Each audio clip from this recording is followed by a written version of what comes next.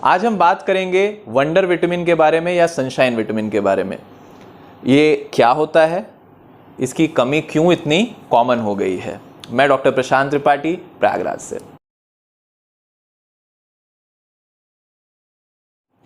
दोस्तों, vitamin D को ही wonder vitamin बोलते हैं या सनशाइन विटामिन बोलते हैं। इसे ऐसा क्यों बोलते हैं?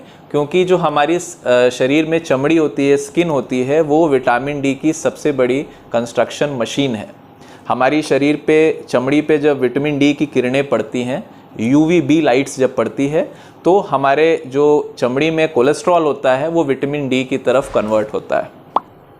लेकिन अगर हम आज की युग में एक शोध देखें जो अक्टूबर 2021 में हुआ है, उस शोध के अनुसार साउथ एशियन कंट्रीज़ में अगर हम टोटल पॉपुलेशन देखें तो लगभग 68%, 68% पॉपुलेशन में विटामिन डी की कमी पाई गई है।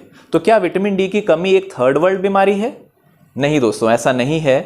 अगर हम डेवलप्ड कंट्रीज़ में भी देखें, यूरोप, USA, तो इनमें लगभग 50% पॉपुलेशन में विटामिन डी की कमी पाई गई है। तो विटामिन डी की कमी इतनी ज़्यादा अब क्यों हो रही है? क्या ये एक पैंडेमिक के जैसा फैल रहा है? ऐसा क्यों हो रहा है? इसका सबसे बड़ा जो कारण है वो है सनलाइट एक्सपोजर हमारा लिमिटेड हो गया है। हमारी जो आउटडोर एक्टिविटी है, जो हमारा सन में एक्सपोजर है, वो बहुत गिर गया है। क्यों? क्योंकि हमारी सीडेंट्री लाइफस्टाइल हो गई है। हम ज़्यादातर कमरे के चार दीवारी में अपना काम करते हैं। एक्सरसाइज भी करना होता है तो एक जिम के अंदर करते हैं जहाँ पे कोई भी सनलाइट का एक्सपोजर नहीं होता है। इसके अलावा बच्चे जो आजकल गेम्स खेलते हैं, ज़्यादातर मोबाइल, वीडियो गेम्स, इसकी तरफ एवर्जन हो गया है और आउटडोर गेम्स जो हैं वो काफ़ी कम हो गए हैं। सेकेंड रीज़न है विटामिन डी डेफिशिएंसी का डाइट।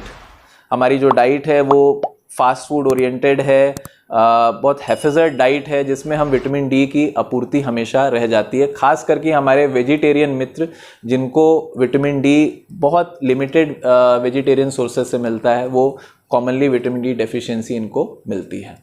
थर्ड जो रीज़न है वो है स्किन का कलर। अगर हम स्किन का कलर देखें तो जो ज़्यादा फेयर लोग हैं, स्पेशली यूरोपियन कंट्रीज़ के लोग जिनकी फिट्जपैट्रिक ग्रेड 2, ग्रेड 3 स्किन आती है, इनमें लिमिटेड एक्सपोजर 5 या 10 मिनट एक्सपोजर से जो विटामिन डी की रिक्वायरमेंट है वो पूरी हो जाती है। लेकिन जो सांवले या काले लोग हैं, उनके केस में ये एक्सपोजर 1 घंटे तक भी चला जाता है। मतलब हमें मिनिमम 1 घंटा सनलाइट में एक्सपोजर मिलना चाहिए, तब हमें रिक्वायर्ड विटामिन डी मिलता है। इसके बाद जो इम्पॉर्टेंट एक कारण है वो है क्लोथिंग, पहनावा।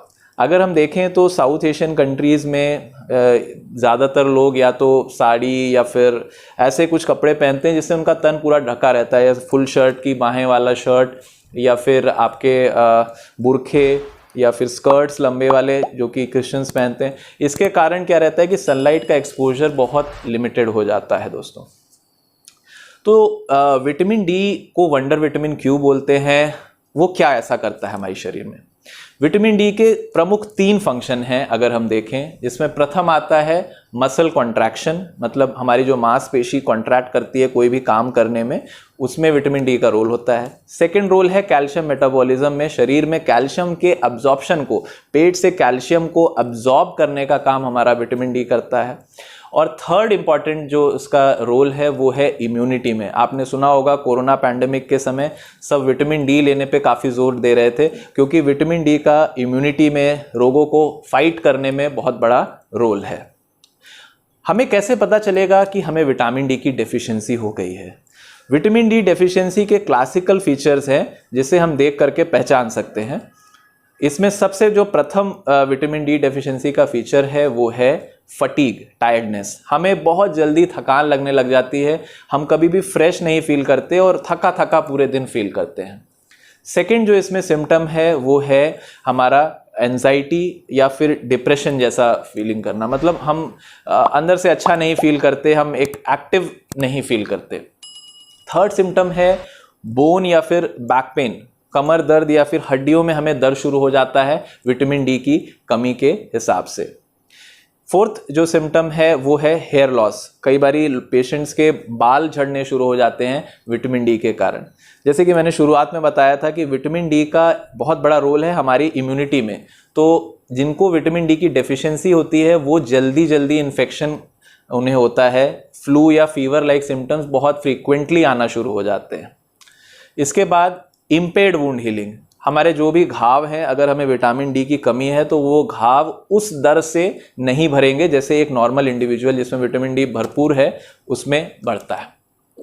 इसके बाद जो आता है सिम्टम, उसमें है मसल सोरनेस, हमारी पूरी मसल में पेन लगेगा, मसल उतनी एक्टिव नहीं लगेगी और हमें थकान जैसा महसूस होगा। और इसके बाद जो सिम्टम विटामिन डी की बहुत ज़्यादा कमी से आता है वो बच्चों में अगर हम देखें तो एक रिकेट्स नाम की बीमारी होती है जिसे हम लूजर्स जोन भी बोलते हैं। इसमें बच्चों के पैर कर्व हो जाते हैं और कई बारी बच्चे चलते चलते गिर जाते हैं या फिर भाग नहीं पाते या अच्छे से चल भी नहीं पाते। और यही चीज़ अगर विटामिन डी की डेफिशिएंसी अडल्ट में होती है तो उसे हम ऑस्टियोमलेशिया बोलते हैं। ऑस्टियो का मतलब है बोन, मलेशिया का मतलब है सॉफ्ट होना। और अगर ये ऑस्टियोमलेशिया रेगुलरली प्रोलॉन्ग हो जाता है तो वो ऑस्टियोपोरोसिस में कन्वर्ट हो जाता है जिसमें हमारी हड्डी बिल्कुल खोखली हो जाती है। मैंने एक चैनल पे अपने इस पे एक टॉपिक पे ऑस्टियोपोरोसिस पे एक वीडियो भी पोस्ट किया है जिसे आप चेकआउट कर सकते हैं दोस्तों। तो विटामिन डी की डेफिशिएंसी से इतने सारे सिम्टम्स हमें हो सकते हैं और विटामिन डी एक इम्पॉर्टेंट विटामिन है जिसके बारे में हमें ध्यान देना चाहिए दोस्तों।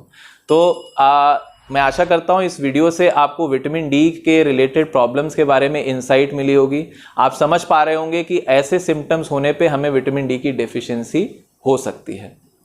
तो दोस्तों अब मैं विदा लूँगा। नेक्स्ट वीडियो में मैं आपको विटामिन डी के सोर्सेज के बारे में बताऊँगा।